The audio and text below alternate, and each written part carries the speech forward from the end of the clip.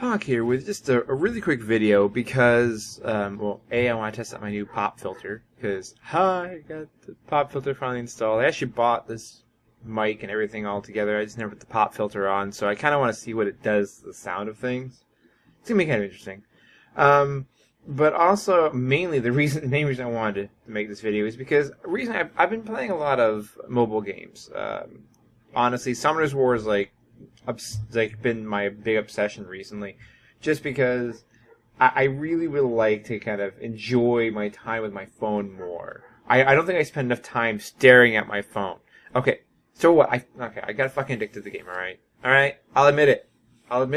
It's one of those things that it just hits all those nice little niches I like. You know, it's grinding. There's tons of monsters. There's tons of strategies, and there's a meta game. There's PvP in a way that I like, as opposed to some of the PvP out there that's just like ugh. You know, you're actually kind of it's like Clash of Clans a little bit. It's a little bit like Clash of Clans, but it's more controlled. It has monsters, and I gotta admit, I originally wanted to show that come to us. The company made this really understands how to make a Asian style grinder for the American market. I have another one that's on my iPad that I've done before, and it's just like, oh my god, no, it's just there's just too much. It's too much. It's overblown. And so I really want to start making videos on mobile things because I know there's a lot of people make mobile videos because I was looking around a bit and obviously found some people making mobile videos. So I'm thinking, I'll go ahead and make some mobile videos. It would be kind of cool. But then I was like, how can I do that? How can I get my phone to record video? And there are different programs you can get, and then of course there's always the option of getting a capture card and some kind of output device, and I could use like my iPad or whatnot to output the game. And I thought, well, that's probably gonna be my main thing, but that's expensive, and as well, it would give me options of hooking my consoles back directly to my computer as opposed to using an external device, and there are advantages, and I might still do that. But then I found this thing called Mobizen, and I'm like, oh, well, that sounds pretty good. And then if you look on screen, this is what Mobizen needs to have access to record your gameplay.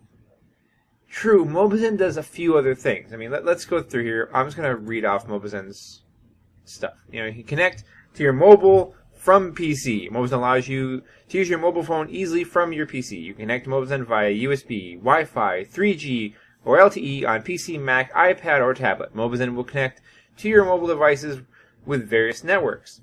Smartphone mirroring. Real-time mirroring on your PC is supported. With Mobizen, you can seamlessly continue gameplay and use of all other Android apps at full functioning on your PC. Continue to use Kick Messenger, WhatsApp on your PC with Mobizen. I must have to an ad. Do the ad voice, it's like, see how easy it is. Use your Instagram with PC with Mobizen.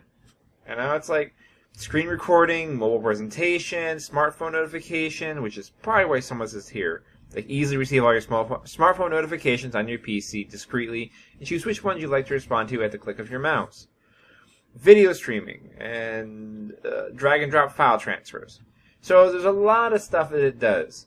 Now, what it doesn't tell you until you go to download it is what exactly it's going to get access to.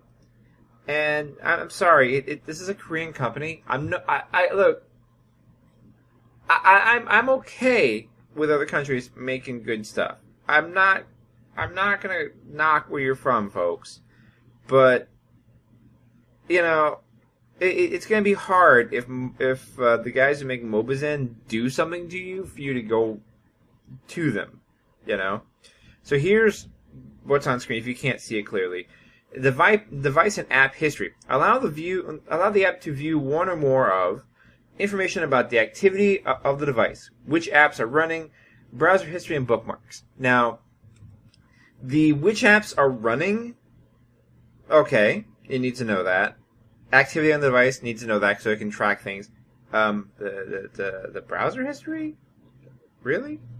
Identity. Use one or more of accounts on the device profile data. So that means now they have access to your profile data, right?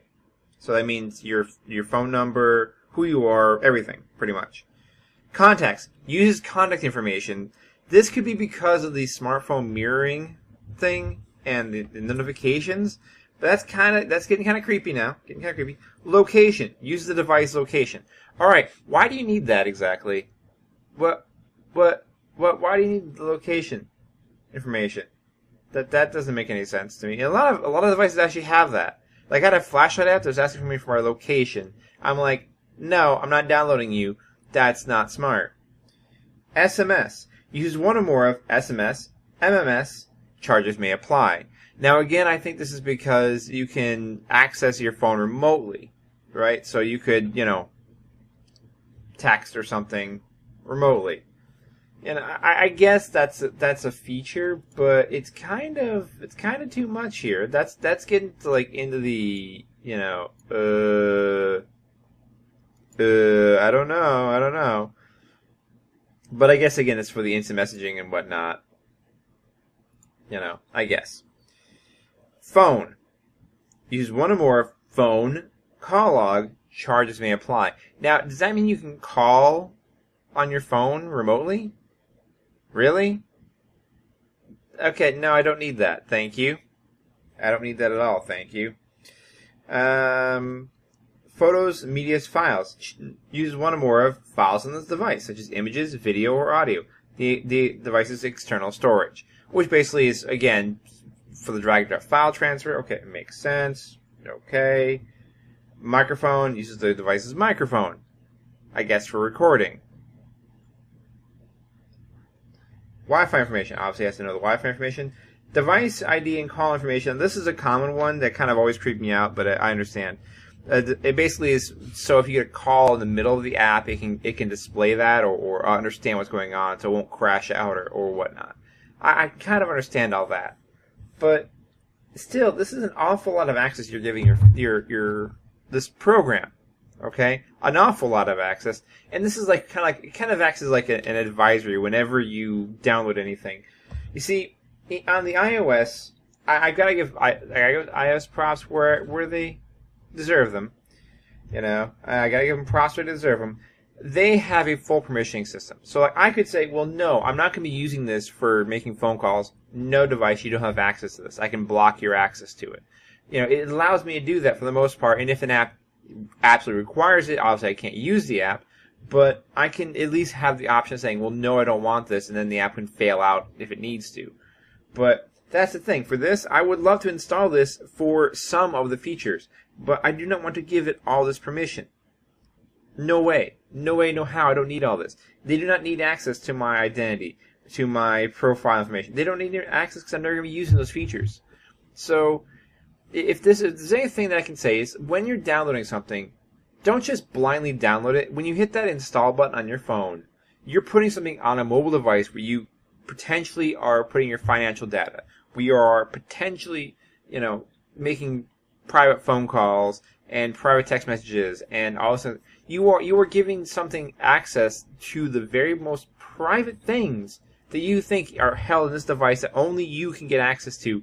Now, this company's software has access to it, and their privacy policy, which is available, their privacy policy leaves me a little, shall we say, uneasy. Because this is a free app. This is a no-charge app. If this were a paid-for app, I think I'd be less wary. The reason being is that when you pay for an app, obviously you're paying for the rights to something, right? So when you're not paying for something, they have to make money somehow. And, I looked, there's no in-app purchases. There's none. I looked, let me just go down through, make sure I didn't miss something here. But I'm fairly certain there was no in-app purchases mentioned. Let me just go through here. Smartphone, what's new? No, there's no in-app purchases at all. The address is also in Korean. So, again, good luck finding them if you have problems with them. So, here's the thing. Information we collect. This is from their privacy policy on their website. Link will be in the description. For you to sign for using our full services, we request information about you, such as email address. They don't specify exactly what they're taking.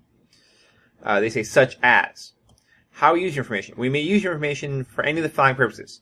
1. To register you as a member for our services or to administer our service features. To allow you to use those features. 2. For assessment and analysis of our market, customers, services. So, that's where your usage statistics are going to. So, it's not just monitoring usage statistics just to know what app to run. It's going to be reselling this information. That's how they're going to make money. To enable us to monitor, review, and improve the services we offer, which is pretty much boilerplate for any app. If the app's crashing and whatnot, they monitor that shit. Meh, you gotta, that's part of the privacy thing. You gotta, no, you know. 4. To recommend services or contents that may be of interest to you and keep you up to date on the latest service announcements, software updates, special offers, or other information. So, okay, I'll get back to that in a second. 5. For internal record-keeping purposes. Yeah, banning, blah, blah, blah, blah. 6. For marketing purposes that include sending promotional materials about services and conducting free prize draws, prize competitions, or promotions as permitted by applicable laws. So basically, 4 and 6 are the same kind of point. They're going to be spamming you with crap, like most companies. That's kind of fine, except that they now have access to my phone number, my profile information, my email address, everything. They're going to have access to other things, so I can get promotions through other methods. Again, the information they provide, they say such as email address. They do not specify what exactly they're taking from you. Now, we may combine personal data we collect with information we obtain from other sources, including information we receive from third-party companies or marketing companies or advertisers. We retain your personal data only for the duration necessary for the purposes for which it was collected, or as required under any contract or applicable law, which legally is basically, we don't try and keep your shit, but we'll keep your shit as long as we want it. Disclosure of your information. There will be no disclosure of your private data your personal data to third parties for their own independent purposes without your prior consent. However, we may disclose your personal data as follows. 1. With your prior consent. 2. To service providers that help us provide the services to you to the extent that it is needed to perform their duties and functions. 3. For legal reasons, when disclosed is reasonably necessary to, meet laws, verify enforcing compliance, basically for legal reasons, blah. 4. To the purchaser or potential purchaser of our rights and obligations relating to our services, in which case personal data held by us about our customers will be transferred asset of any purchase, and we may transfer your personal information to such third party or where it is necessary to pursue or legitimate interest, or we are required to permit to do so by law. So 5 and 3, same thing, legal. But 4 is the interesting thing. So basically, they can now collect all your shit, hold it in trust, and then market that as to when they want to sell their company. So there's 2 ways they can make money. They can sell your analysis, the analysis of your data, not your data, but the analysis of your data for marketing purposes. And now they can also sell your data wholesale as a part of a big block if they want to sell Mobizen, Inc. and whatever. And then, of course, you have to consent to transfer to another country because, again, they're in Korea. Accessing your information. We are trying your best to provide you with access to your personal data. We are trying our best to provide you with access to your personal data. That's kind of a weird statement. If that information is incorrect, we let you update or delete it. So basically, this allows you to update and delete stuff on their side, but only on their account. Now, of course, the other thing is, like I said, this is transferring a lot of data, so of course, it's on their service. So we come down to one of the bigger disclosures. What do we do to keep your information safe? So basically, do all the big things. Using encryption on many other services, password protection when appropriate, limiting access to only our support employees who need to know information and whatnot, and they're on a contractual agreement. But of course, it means it is on their server. It's on their server. It is there. Everything your phone is doing is being recorded. from then on for statistical data usages. So when you decide to try Mobizen, like, I'm going to email them and see how far this goes, but I mean, I doubt really they're going to tell me what to use data for specifically, because this is why they have this. They're probably just going to refer me back to the privacy information. But pretty much, yeah, this is why you always want to read the terms and conditions of whatever you're putting on your phone. Because again, all this information is right here. People probably just click through. They're like, "Oh, well, I can play the games on my PC. Okay, I'm gonna hit the install button and I'm gonna play on my PC." Or like, "Ah, this is gonna be so easy. Look, it's free." See, that's when you gotta worry. Nothing is free, my friends. Nothing in life is free. There's always a cost and a price. I mean, they have to pay for this website. They have to pay for being on the App Store. They have to pay for these things. So they're going to make money somewhere. And from what I've seen, there's been no ads anywhere I've seen in any of these videos that use Mobizen.